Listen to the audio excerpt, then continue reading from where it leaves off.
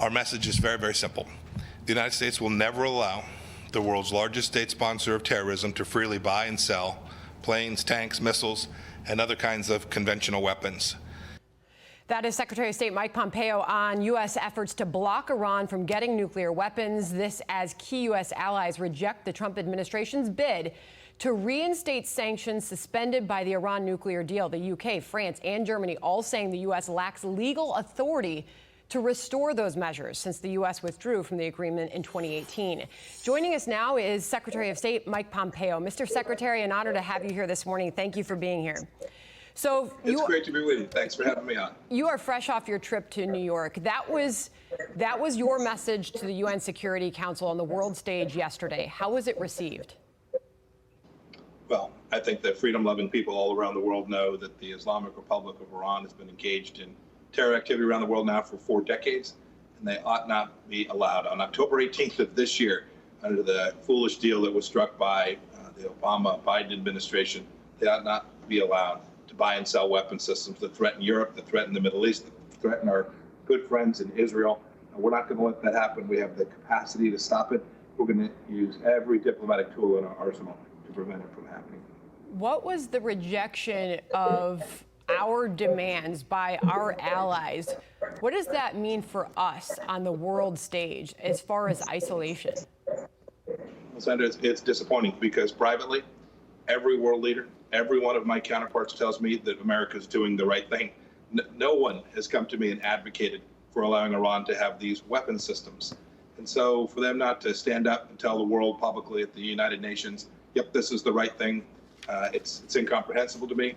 To side with the Russians and the Chinese on this important issue at this important moment in time at the UN, I think is really dangerous for the world. But have faith. The American people should know that President Trump will always do the right thing. If it means we have to stand alone or lead, we're always going to do it. We will make sure that the Islamic Republic of Iran doesn't have the hundreds of billions of dollars that would flow from being able to sell weapon systems to become an arms dealer around the world. Mr. Secretary, retired 4-star General Jack Keane was on our network a short time ago. In his words, Iran has doubled down on their bad behavior. And in the letter that you delivered to the Security Council at the UN yesterday, you wrote that Tehran has repeatedly violated the arms embargo by proliferating weapons to its partners and proxies throughout the Middle East region. What is the threat that Iran poses, not just regionally, but around the world today? So let me give just a couple of simple examples. This is a country that's engaged in significant cyber attacks. They'd be allowed to now buy and sell tools that were connected to their cyber capability. This threatens not only the region, but the entire world. Don't forget there were passengers traveling on a commercial airline that the Iranians shot down flying into their airport, killing hundreds of people from Canada, people from all across the world. No, the dangers of the Islamic Republic of Iran are not confined to the harm they inflict on the Iranian people, the risks they present in the Middle East, or even to the dozens of efforts to conduct terror operations inside of Europe in just the last handful of years. They are a danger to the world. They have been for 4 decades, and they ought not be permitted to buy and sell weapons.